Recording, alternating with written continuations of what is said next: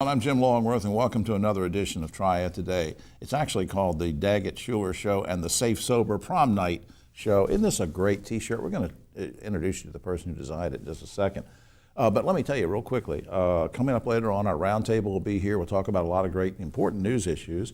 And also you'll find out all about a big raffle for a special charity. It's important. And you can find out how you might be able to, just as an individual, help bring in some tourism dollars to the area. All that and much more coming up. But first, we're going to focus on Safe, Sober Prom Night. Let me introduce you to our gang here, the creators of this great program. On my right, David Daggett, of course, attorney with Daggett-Schuler.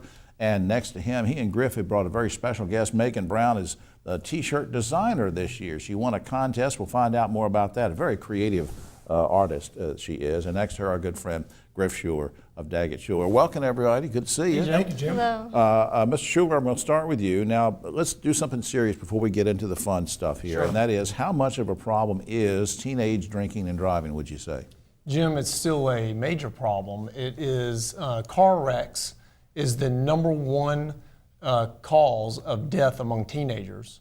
And 25% of those car wrecks are caused in some way by underage drinking. So anything that we can do as a community to continue to put the spotlight on drinking and driving and the perils of teenagers doing that saves lives. Exactly, and that brings me to David and a question I want to ask you, and this is the fun part because you're trying to put that message out, but you're doing it with this Safe, Sober Prom Night deal, and tell us all about it. Well, this is the 28th year of the Safe Sober Prom Night program. Over those years, more than 500,000 students have now taken the Safe Sober Prom Night pledge, and it's basically pretty simple. Sign a pledge card.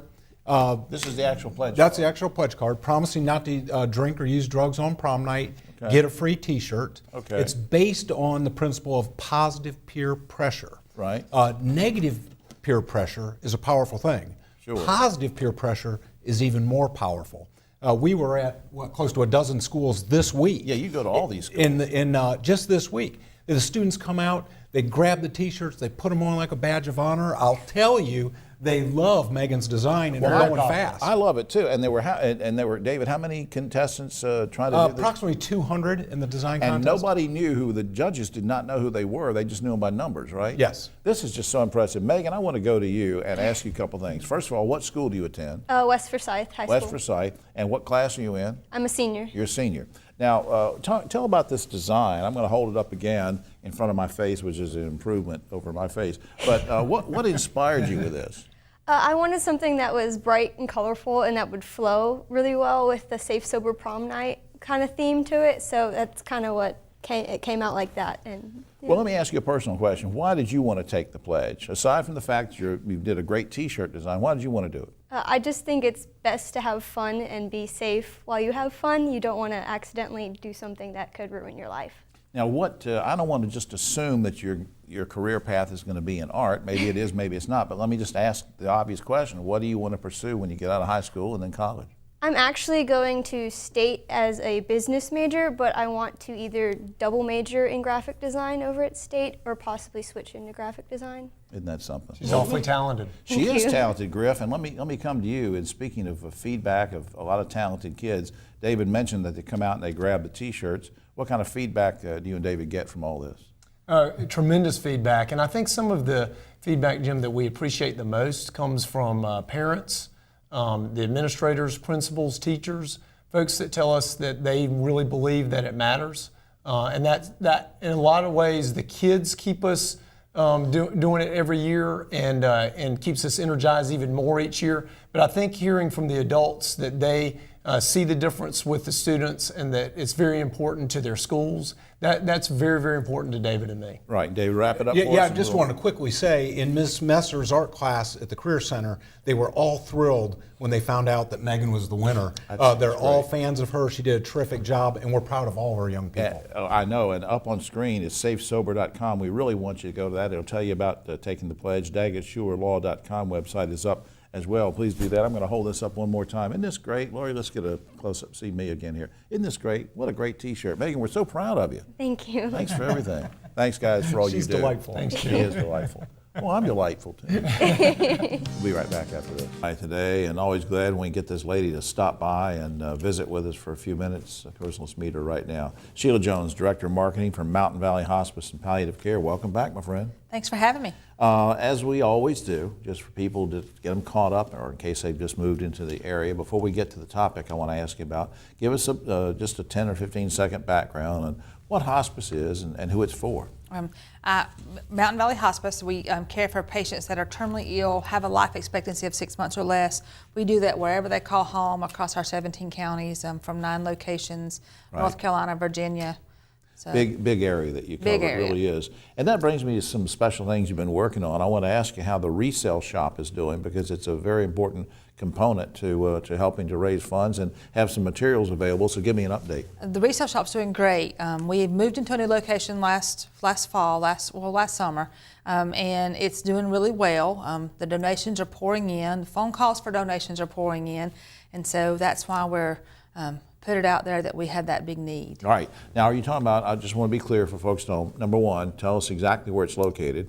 It is at 461 North South Street in Mount Airy. And when you say donations are coming in, we're talking about clothing, household items, things like that. Furniture, clothing, household items, children's toys, Anything prom like that. dresses, Right. books, anything, you and name I understand it, and you'll sell those, and the money will go to help you with your mission of hospice and helping patients and their families. But don't you also, sometimes you'll take some of those donated items and just give them to folks? We do. Sometimes when we find that there's a family in need, maybe their house burnt down, they can come by and get that. Maybe it's a hospice patient. We had a hospice patient at one time that was living in a hotel room, low income, and so they needed a microwave. We were able to go and fulfill that need. How about that? Sometimes we provide, if there's a patient, I can think of a particular patient who wanted to come from the facility into his own space, his own apartment, to be able to die at home. Right. And be at home. And so we helped with furniture for Make that. that transition Make into that furniture. transition. He had most everything, but there's just a few items he was lacking, and they were able to do that so he could have that wish of being I home. just think that's great. So it's just about, it's again another mission to help fulfill that need that we do to enhance that end of life care. Now, I understand, I think you sent me an email a couple weeks ago about something, and correct me if I'm wrong, but you're raising money now, trying to raise money to purchase a truck, and I thought, now what does that have to do with hospice and man. whatever? So tell me about it. Think about, we have been so blessed with this resale shop that families will call and say, okay, you take such good care of Mama, we've got what we want out of Mama's house, can you come get everything in here? Wow. And donate the whole home. So you need a truck. So we need a truck, and volunteers are who is doing that. Our volunteers are the ones who are going to do the pickups. People will deliver things for a fee, but we got to have a way to do it. A small fee, actually. Right. But the pickups is what is, you have this person who's, that they don't have any way to get it to us, but yet they'll donate it all to us. And so that's hugely what's going on in the Got store. to have a truck then. Now, Got to have the truck. Does that tie in with this raffle you were telling me about? Not really. That's two separate things. What's the raffle about? The raffle is our annual big hospice raffle that helps us. We use that money, the same that we do the resale shop money, to take care of patients who don't have insurance. This year it's pretty good size. We got over $4,600 in prizes, 70 chances to win. Wow. We're selling tickets right now for $10 a piece. They can get them at any hospice office or any employee or volunteer selling them. Proceeds will, like I said, take care of patients with no insurance, but it's so much fun. We're going to be drawing every day in May. Every day in May will be the drawing, and we'll give the website in just a second so you can get more information. But before we end up here, you mentioned something a few minutes ago about volunteers helping out, and this is a special month for them, right? April is National Volunteer Recognition Month, so we like to do things by honoring our current volunteers, but we also use that as a focus in the community to recruit volunteers, those folks to be at the bedside and help us to provide that care. Right, and they do such a great job. And when they go to the website, they can find out how they can get in touch with you if somebody wants to volunteer, and find out what it is they can do as a volunteer too, because there's a lot of different functions. They really can. We really are trying to focus on getting patient-family volunteers, but one of the new things the volunteer department has done is that they give you a packet and you can do your training on the road. You don't have to sit in a classroom setting anymore. Wow. So they call it volunteer training in a box. How about that? That's what I need. So it's All pretty right. fun. Now, for more information or to volunteer, to learn about the resale shop, go to mtnvalleyhospice.org. For the radio audience, I'll say it again, mtnvalleyhospice.org. I can tell you from personal experience, folks, that hospice folks are the best in the world, and the worst thing you could do is wait too long when somebody needs care. Do it early, Very talk true. with them early, and do that. Bless your heart. Thanks for everything you do. Thank you. All right. We'll be right back. Triad Today, I always like to find the busiest man I can locate. I go through the phone book and I look under the word busy, and I try to pick the busiest man out and see if I can get him here, and we do sometimes. And next to me is the very distinguished, the Honorable Dr. Elwood Robinson, Chancellor, of course, of Winston-Salem State University. Welcome, Doc. How you doing? It's always a pleasure, Jim. You are into everything. You're going places and meeting people, and that brings me to something I want to ask you about. Yes, sir. Because I hadn't had a chance to talk with you in a while. You had a very special visitor to campus last week. Tell me about it. We did. We had President Margaret Spellings, and we had new board members of the UNC Board of Governors. And so they had a chance to visit our campus. We were actually the last of 2 campuses that they visited. When the new members were appointed last July, they made a commitment to visit every single campus in the system, all 17. And I think it's important that they visit these campuses because they get a first-hand view of the uniqueness, the difference in these universities. They're great individually and collectively. They're amazing. A lot of responsibility there for people who don't know. You alluded to the 17 campuses, but the president, Dr. Spellings, is sort of overseeing all of those campuses, right? Absolutely. So that's a huge undertaking for someone to have to oversee that. We educate almost 280,000 students in the UNC system. Wow. Now, let me ask, if it's not confidential, what kinds of things did you and Dr. Spellings discuss, President Spellings discuss? Or what kind of topics did you cover? What did you get accomplished? Was there any other than just, greeting each other? Well, I think it's important, not necessarily for President Spellings, but because she knows, but for the new board members, to get a chance to understand the history, the traditions of Winston-Salem State. I talked about us celebrating 125 years. It's important for the new board members to understand what our strengths are in our health sciences and how we educate students. It's important for them to understand that we are an institution that adheres to liberal education, educating students for the 21st century. And so it's important for them to understand where we stand within the system. That's what we talked about a great deal. We got a chance to see the campus. We took them on a tour of the campus. For many of the new board members, they had never been on campus or had never been in Winston-Salem. Well, I guess this is a tougher question then. Let me sort of reverse it. What do you think their impression was? And I know it's hard for you to answer because you and I, believe in the university a lot, but and here they were first-time visitors. What kind of feedback or impression did you get? I got great feedback from them. I think they were impressed with the work that we were doing. They were impressed with the beauty of the campus. They were impressed with our strategic plan. They were impressed with the metrics that are coming out of Winston-Salem State University with our students graduating, going on to get jobs and being employed. They were impressed with how we contribute to the overall economy of the region. Yeah. Almost $300 million comes from Winston-Salem State in this region. And so I think they were overall, I got the sense that they were really impressed with what we're doing. Not to take a lot of time with this, but sort of looking back, there was an email you had sent me about Paint the Town Red festivities and whatever. How did that go pretty much? What was that, first of all, in case people missed it this time and they want to look for it next year? Really was just opening up the university to the spring experience, letting people know who we are.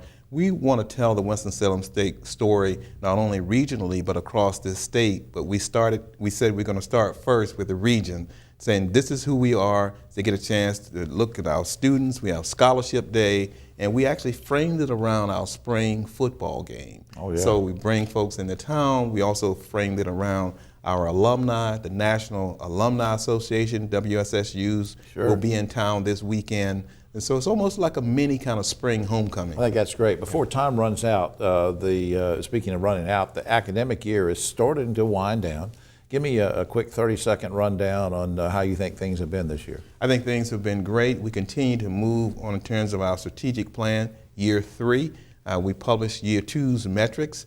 We're going to graduate another 1,000 students that are going to go out into the world and make a huge difference. I just think that's great. Really making a lot of progress, and it seems like you've been here for a long time, but you've only been here for a few years, so It congratulations. seems like a long time, but starting my 4th year, though. Yeah, congratulations on all the progress. Thank you. Make it. Up on screen, the website I want everybody to check out, wssu.edu, and for the radio audience again, that's wssu.edu. Dr. Elwood Robinson, the Honorable Chancellor, Winston-Salem State University. Don't be a stranger. It is always a pleasure. All right, sir. All right. We'll be right back after this. Now on Triad Today, sitting next to a very lovely lady who's been here before, but not often enough. Let's meet her again. Marquita Kiefer is Director of Marketing and Communications for Visit Winston-Salem. And we might just mention for folks that have moved into the area, what Visit Winston-Salem does. What's your mission? I guess we ought to just do 10 or 15 seconds on that. Sure.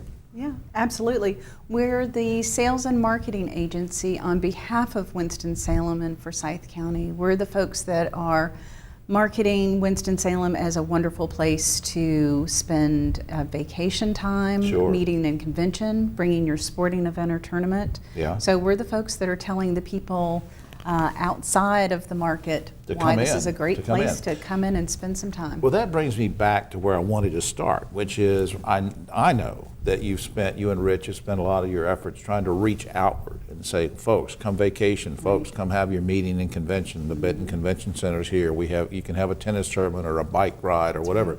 But now you guys are going to launch this new program, and you're sort of turning the focus or changing the focus to something called a hometown referral. I want to know what that's all about and why you're doing it.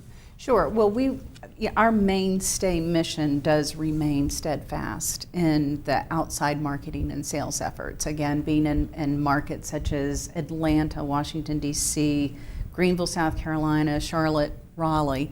However, this new initiative, which is the Hometown Referral Program, or Bring Your Meetings Home, is really a two-part initiative that we've launched and are in the process of launching, and thanks for letting us talk about it here today.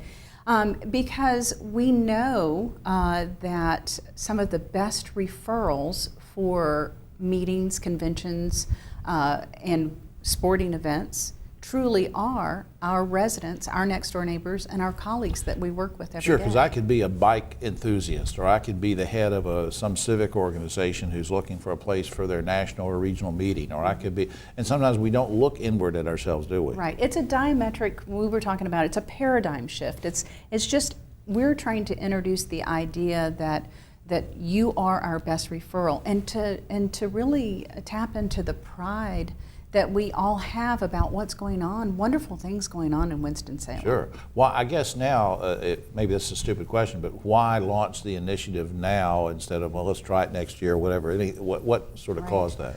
Well, a number of things. I'll start with the $20 million renovation or reinvention, as we call it, of the Benton Convention Center, which again, we've been here to talk about. That's right. What wonderful, reinventions it's great. architecturally Yeah. and from an artist standpoint as well. There's a $20 million renovation going on with the Marriott, which is right next door to the Benton Convention Center, the opening of the Kempton Cardinal. All told, $1.5 billion in the last decade alone. That's a big welcome mat to put out. It's a huge welcome mat. So we are primed, we are ready, we are proud to take it to the next level, and we believe that the residents of the area need to think about that, bring their meetings that they would be going to, bring them here instead. Now, how can I, this is a two-part question, how can I make a referral of something I think, hey, this might be a good idea, that, I'll call Marquita, or I'll call Rich, or I'll go online or whatever. Mm-hmm. And the second part is, how would I know that my idea is a good one? What's a good lead? We'll let you know. You'll let me know that, Yeah. Jim, that's a lousy idea. Don't ever call us again. No. But we've made it very easy. You can go online to visit WinstonSalem.com, and you'll see a button on there that says Hometown Referral. So it's not complicated. It's not complicated. I can even do it. Oh, yeah. that was a test. So you click that on, and then Yeah. you sort of put your idea down. And You just submit a referral, and it can be as simple as it's your name and your telephone number or your email. And then again, if you have more information about what the association is that you're a member of, or the organization that you think might have, some potential, Sure. then that's all you have to do. And as you're saying that, up on screen, a couple of websites. Of course, the main website for visitwinstonsalem.com, but I'm not going to read off the other one. It's pretty long, but you can see it up. It's the reinventyourmeeting.com /hometown referral. I think I got that right. But anyway, check those out. It'll give you all the details about that and suggest things. And thanks for doing this. Thank you very much for having us for again. the update. Yeah. All right, we'll be right back after today. Time for the roundtable. Before we do that, we have a photograph. You can't see it from here, but we'll get a close-up of it later. It's Ogie in his hospital room with his baseball tie and hat on. And Ogie, we wish you well, buddy. Hurry up and get back.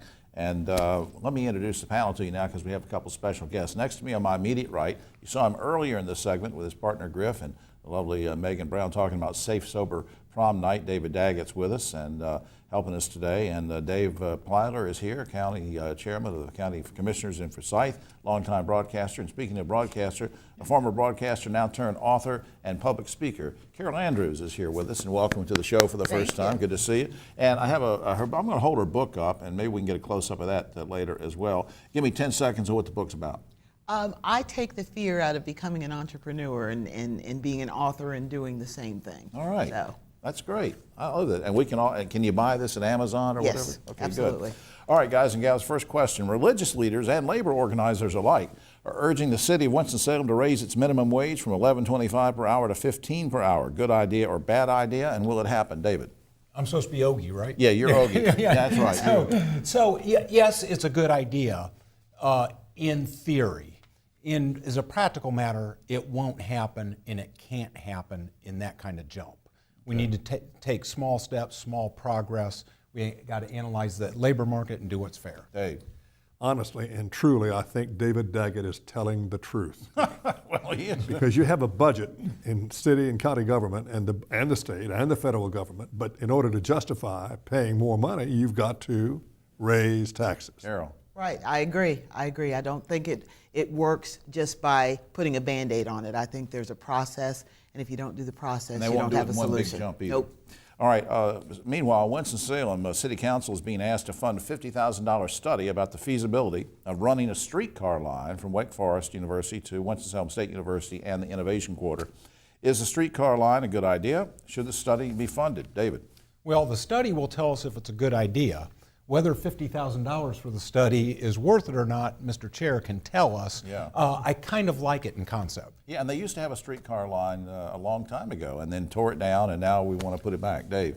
Well, I'll tell you, I was talking to a couple of folks who are in local government, as a matter of fact, and I think it's a terrific idea, especially if you connect Wake Forest with Winston-Salem State and Innovation Quarter. And this time, instead of saying we're going to tax the people of Winston-Salem, Forsyth County, and anybody else who can pay a sales tax, they're talking about getting grant money from a various number of sources. So we still have to fund the study, so what do you think, Carol? I don't know why we need a study to bridge brilliance. Because it's a good idea. It's a good idea. That's an interesting point. All right, in the wake of school shootings, some cities are beginning to require that student backpacks and book bags be made of see-through plastic. Good idea, or overreacting, or invasion of privacy of the students? David, you have an interesting take on this because you and your firm have supplied a lot of backpacks in the past. And I've been in all the schools. Right. Good in principle. I don't think it's practical, and it doesn't solve the root problem. Most of the problems we have aren't coming within the school with things hidden in backpacks. That's kind of avoiding the cause of the problem. I think we should address the cause of the problem. Dave? It's an idea, but in all honesty, I don't think it's a good idea because you can hide anything in anything, even if it has a see-through bag on the back. And again, there's a privacy issue. What's your take on it, Carol? My issue is the privacy issue, especially kids in school tend to be mean. You've got young girls that need to put things in their backpacks that don't need to be clear. I got you. Now, the federal government says it's okay to ask about citizenship on the census forms, but North Carolina and 16 other states are suing to have that question removed. Now, here's the question, guys and gals. What's wrong with asking about citizenship status on a census form? Quickly, David. Well, the problem is we need accurate information and accurate numbers. If you dissuade a percentage of the population from answering or participating, we're not going to have accurate numbers. We don't know if they exist. We don't have accurate numbers. We can't do accurate funding. We can't do accurate studies. We can't do accurate taxation. We need accurate information. You may not like everything you have in this life, and one of the things you've got to do is accept certain facts, and the facts are you've got to have information that is credible, and you can't do it if you just ban certain words and certain things. Ms. Andrews. I just don't think you ban it. I think people who aren't going to sign a census or sign up for a census don't do it anyway, and just asking a citizenship isn't going to change that. All right, now meanwhile, a local group wants Forsyth County to remove the job application question that asks if an applicant has ever been convicted of a crime. Doesn't the county have the right to know if a prospective employee has a criminal record? David Daggett. Well, I think that is kind of a red herring type question, because all prudent employers do their own background checks anyway. So I'm not sure it makes a whole lot of difference. Mr. Commissioner. And there are two sides to the story. If your son, your daughter, your mother, your father, anybody has a past record for being arrested, that should be no reason why you have to be penalized again for it. Carol. Yeah, I want to know the tagline on that. What's the reason? What good will it do to eliminate that or to have it there in the process? Okay, Brian, how much time do we have? Okay, 1 minute. Finally, here's an interesting one for you to ponder. There's a new dating website called EliteSingles.com, which promises to give you up to 7 elite matches per day. Guys and gals, if you were looking for a date, I know you're not, if you were, would you consider yourself elite, David Daggett? I'd probably go to subpar.com. Dave, why? Well, part of the word elite is lit. You'd have to be lit. Yeah, Dave has been lit many times. Carol, are you elite? You know, we all are. Everybody's one of a kind, and so I don't think it's what they ask you, it's what you are asking the person that you meet on. Well, I think all three of you are elite. I want to thank all of you for being here, and Ogie, get well. That's all the time we have, except for this. A Detroit man was recently kicked off of a city bus because he had a therapy goat with him. Said the driver, "I got no problem with a goat, but the man keeps eating everybody's newspaper." See, if the goat was doing therapy, I figure the man was... Never mind. I kind of get it. Yeah, never mind. This is the last time the three of you will be together. For all of us here on Triad Today, I'm Jim Longworth. We'll see you next time.